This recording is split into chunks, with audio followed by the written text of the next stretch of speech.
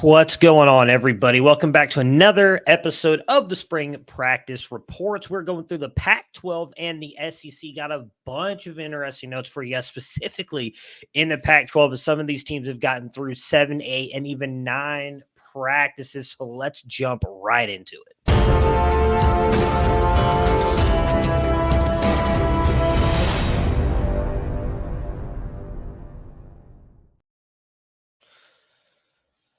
All right, so we're going to start with, who are we starting with here? Arizona State. Not a lot coming out of here outside of everybody already knows about the love that Jalen Connors is getting at tight end here. We know. We'll see. I don't disagree necessarily with something that Nick and Jared talked about on Chasing the Natty this week, that maybe we're about to jump the shark on him a little bit, but he is still getting some love. On the offensive side here, Trenton Bourgo is still running with the ones. Again, Conyers has been out there as well. But Troy O'Meary has been making a little bit of a pub here the past couple days. Had a really good game, really good practice, spring scrimmage, whatever you want to call it, on Saturday, where he took 2 slants and an explosive slot fade. Really looked good in that. Drew Pine has apparently struggled a little bit in the team period on Tuesday, April 4th. He missed a couple wide open players, including Xavier Gilroy and Melquan Stovall. Javen Jacobs is who moved from running back to wide receiver, has started to gain a little bit of love here as well. A couple days in a row of him really looking elusive in the open field. Very interesting. Obviously, you don't really see a lot of running backs moving to wide receivers. Typically, it's the other way. Javen Jacobs, sophomore, getting a lot of pub. But so far, by all accounts, hands down, the best offensive player here for Arizona State has been wide receiver Xavier Gilroy. He has made the best impression. The Idaho State wide receiver transfer, has been extremely impressive, and it has been now kind of a legitimate question being asked in camp. Is he going to be the easy pick to get the most targets? Moving over to Arizona, I talked a little bit about this in some of the earlier Arizona spring practice reports. Jaden DeLora has gained some weight, but also some speed. And we have seen apparently in these practices that he is not afraid to take off running, something we didn't see a ton of last year. Jonah Coleman has also been extremely impressive, and I think has a shot to jump widely. He put on weight and apparently has not lost any of his speed either. He's been getting more and more touches. The reports have been even as good as Wiley was last year. It seems like Coleman might be taking that spot and has been by far the best looking running back so far in spring for the Wildcats. And on offense, it seems like, according to the reports, that Tetaroa McMillan and Jacob Cowling may never come off the field, and both of them are just incredible. But McMillan has really blown up. We talked a lot about they've already said they expect him to have a big second season. Well, he's continuing that with multiple one-handed catches in practice. He had a one-handed 50-yard catch over a defender that had everybody jumping on the sidelines, possibly in for a big season coming for Tetaroa McMillan. Moving on over to Cal. I have not done a bunch of reports on Cal here. Sam Jackson, the transfer from TCU quarterback, I thought was going to kind of come in and be the guy. So they had a spring scrimmage on Saturday, and it was actually quarterback Fernando Mendoza who had the better day. There's 435 yards passing. Fernando Mendoza had 290 of that. Sam Jackson just 145. Now, Byron Cardwell and Jaden Ott split the carries. They combined for 107 yards on 29 carries. But the word is that Fernando Mendoza has been the best. So in the spring scrimmage, he threw for 3 touchdowns. He did throw an interception, but he got the coaches kind of jumping up and down as he chased down the defender and actually knocked the ball away. He did not get the ball back. The defense to hold on to it, but he actually chased him down. While Sam Jackson didn't have many highlights in the game, reports where he still played well, he did have a fumble on a sack. Byron Cardwell continues to impress with Stedrick out. Cardwell did get a lot of the action with the second team and did kind of flip toward the end, it looks like, with Ott moving to the second team. They're saying that Cardwell looks extremely comfortable, though, and looked the best he has so far this spring. Again, really only 72 yards, and a lot of that only had 72 yards, I'm sorry, and 31 of those came on one big play. In the wide receiver group, it looks like Chris Rogers is the one who has been impressing for the Golden Bears. For Oregon's side here, so no real updates for them or Oregon State. Both teams are on massive hiatuses here. So Oregon actually just came back from a 2-week hiatus. No real developments in the first game here. They're heading toward their spring game. Oregon State is now about to take a 2-week hiatus, so we won't see anything from them for a little bit. Moving over to Stanford, they have had only 3 practices so far. This is the first one that has been opened up, and we found out that E.J. Smith is out and will not practice this spring. He is still working with the training staff and doing some skeleton drills, but he is not actually participating in any hitting drills. However, they did drop a expected depth chart. The coaching staff did, and it's Ari Patu right now with the QB1. E.J. Smith with Casey Filkins is listed as the RB1. John Humphreys and Tiger Bachmeier are listed as the outside wide receivers, along with C.J. Hawkins and Jason Thompson. And I mentioned Tiger Bachmeier because he is getting a lot of love for what he has done in the first 3 practices. There's also been a lot of talk about what this offense will look like. So far, we've seen a lot of the run game, but a lot of fast motion and getting the ball out quickly. It looks like the new Stanford Cardinals offense is going to be fairly up-paced. All right, now on UCLA, the stuff that everybody's been waiting for. Ethan Garbers, if you've not seen the Twitter stuff going on right now, was getting the first reps with the quarterbacks, and he actually got the majority of the reps with the first team. Dante Moore came in second and showed some of the best ball placement out of any of the quarterbacks there. He was not throwing rockets, but the ball was getting where it needed to be with real touch. Colin Schlee came in with the 4s, and while he had some very impressive throws, you could tell he has a very strong arm. He even had a couple side arm throws. The reports were that he threw 3 interceptions on the day, and 5 of them should have been intercepted, but 2 of them were dropped in team drills. He is physically there and with the arm, and he's bigger than expected, but he was really struggling in the team drills. Justin Martin threw as well, missed a couple wide open plays. But all of the talk, honestly, was about freshman Dante Moore. A lot of this was, hey, it's first, too early to judge what's really going on here. But one of the things that apparently Chip Kelly liked was that Dante Moore was visibly pissed off a few times during individual drills when his ball placement was not where he wanted it to be. Apparently, Brian Kelly took to that fairly well, seeing Dante Moore be that hard on himself.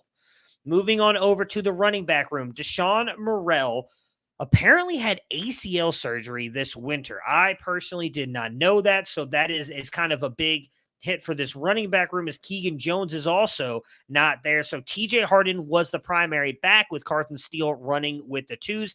Steele showed some really good bounce, and you could tell how physically well built it is, but it is hard to judge his explosiveness according to the reports.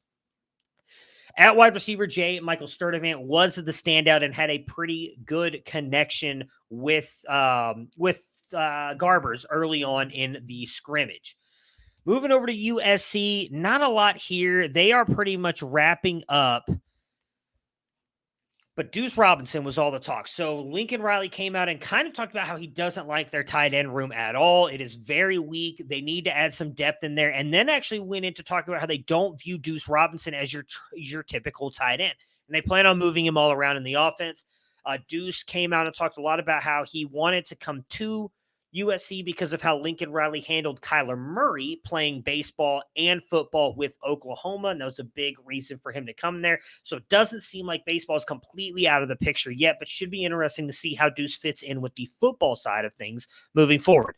Washington State, Lincoln Victor continues to be the name to know here at wide receiver. He continues to be making plays. However, UNLV transfer Kyle Williams has been making sensational catches in practice and really starting to move himself up the depth chart from what it sounds like. Cam Ward still continues to be good, not great. Still a lot of reports that he's really not pushing the ball down the field. Moving over to the SEC now, Alabama. There's really still not much coming out from Alabama, which is a little bit frustrating. But Milroe and Simpson seem to be splitting reps. The real only news coming out of there, besides the stuff we've talked about recently with Malik Benson, is that Justice Haynes is getting a lot of love in camp, and reports are that he has been the most impressive running back so far.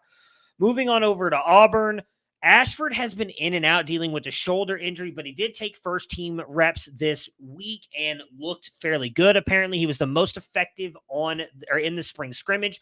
Currently, the ones have been Robbie Ashford with Jarquez Hunter at running back, Javarius Johnson, Coy Moore, and Nick Mardner at wide receiver, with TJ Finley with the twos, Ryan Batty at running back, with Camden Brown, Landon King coming in with the wide receiver twos. Moving on over to Florida, not a lot going on here. Trevor Etienne was witnessed in a non-contact jersey, but was still working in with the unit, just not taking any contact. So it doesn't sound like there's anything we need to be worried about with Etienne. There wasn't much shown from the quarterbacks today. It seems like Miller and Mertz are still battling. They did apparently both look good today. It's been very up and down for both of those guys. So it's a good report today on what they were throwing the ball. We've talked a lot about Andy Jean and how impressive he has been for the Florida Gators this spring. Well, Aiden Mizell is now starting to get a little bit of love, getting praise for what he has done in the past two practices, specifically catching the ball. So it's nice to see another freshman getting a little bit of love here for the Florida Gators. Over to Georgia, they had a little bit of a spring scrimmage the other day, and Lawson Lucky had another big day. Oscar Delp caught a touchdown pass, but Lucky scored 3 times with 3 different groups. The quarterbacks continue to battle with Carson Beck and Brock Vandergriff, Gunnar Stockton still being at the 3. We'll see how that plays out. There's a lot of rumors they may take this into the season. It'll be very interesting to see what happens there. But the big thing, obviously, Kendall Milton out for spring again with an injury. And with the running back room being a little bit thin, Roderick Robinson continues to get a ton of carries, and he's apparently been extremely troubling with the defense. The defense has not been able to keep him in check, and they're wondering if maybe with as good as Roderick Robinson has looked, there might be some transfers out, and Georgia might bring some transfers in just to make sure that they have some depth issues. But Roderick Robinson looks to be that dude. Over to Kentucky. So Devin Leary struggled a little bit in their first spring scrimmage. Now reports are that maybe some of it had to do with some very high winds during the practice, but apparently the defense dominated the day. No question about it. Devin Leary did have one big splash play to Dane Key, and Berrien Brown was held out. Reports were due to a minor injury, nothing massive, but he was held out of the game. Raymond Davis also did not seem to have a very good spring scrimmage in this one. As I mentioned, the defense really kind of dominated the day here for the Kentucky Wildcats. Moving on over to Mississippi State. Not a lot here. Will Rogers, Mike Wright, Chris Parsons seems to be the order this has been going all spring. Feels like that's what it's going to be going into the season. Jaden Wally and Justin Robinson have been on the outside with Tulu Griffin in the slot. Jaden Wally and Tulu Griffin specifically have been the ones who have kind of stood out here for the Mississippi State wide receivers, with Simeon Price and Seth Davis in non-contact jerseys for the running backs. Moving on over to Ole Miss. So we talked a little bit about this before, the obvious, supposed quarterback battle that's going to go on here between Jaxson Dart and Spencer Sanders. Sanders still not really practicing. And from everything we've heard from all these reports, it looks like Jaxson Dart is going to be the guy. He has looked better in every single practice. Everyone says that he's done everything Kiffin has asked from him in the 6 practices so far. Just doesn't seem like there's any way Sanders is going to jump him. Now, it doesn't mean that won't happen in the season, but Dart appears confident and comfortable and commands the huddle and in running the offense. It just seems like he's going to be the guy. Moving over to Tennessee, they're dealing with a ton of injuries, specifically in the wide receiver group, so it's been kind of hard to judge Joe Milton. Nico is up over 200 pounds. He's apparently looked good. A lot of the veterans on the offense have been very impressed with what they've seen out of that true freshman, Nico Yamalava. But Brew McCoy, Ramel Keaton, and Squirrel White have all been out of practice for the past 2 days. White was not even in pads. No word on if it's serious or what's going on, but they have all apparently been out. Last but not least, Texas A&M. So not much is coming out of Texas A&M. We've got Micah Tease and Reuben Owens have been doing punt and kick returns. The most interesting thing, and is confusing to me, we assume Connor Wigman is going to be the starter for the Aggies when week 1 comes. And this is probably just a little bit of getting Max Johnson reps. but it really confuses me on why you would do this. Max Johnson has been getting run with the first team offense. Amari Daniels has been the running back with Noah Thomas, Jalen Preston, and Micah Tease in at wide receiver, with Moose Muhammad kind of coming back and in. He's been dealing with a little bit of injury. We know Evan Stewart has been out. The second team offense has been Connor Wigman, Ruben Owens, Raymond Cottrell, and Jacob Basher. Ruben Owens continues to impress. Le'Veon Moss has been out for the past couple. I believe there's only one practice. I'm pretty sure it was only one practice with an injury as well. So interesting to me that Max Johnson getting first-team reps for some reason. So that'll do it for our Pac-12 and SEC practice notes. We won't have a show on Wednesday due to some other stuff, but I will be back on Thursday with ACC and Independence. And then Friday, we will do another big show as I'll try and get through 3 or 4 different conferences. As again, we're moving toward spring games coming up in the next week or so. Guys, make sure to hit that like button, subscribe to the channel, and turn on that bell icon so you don't miss any of these videos. We will catch you guys again on Thursday.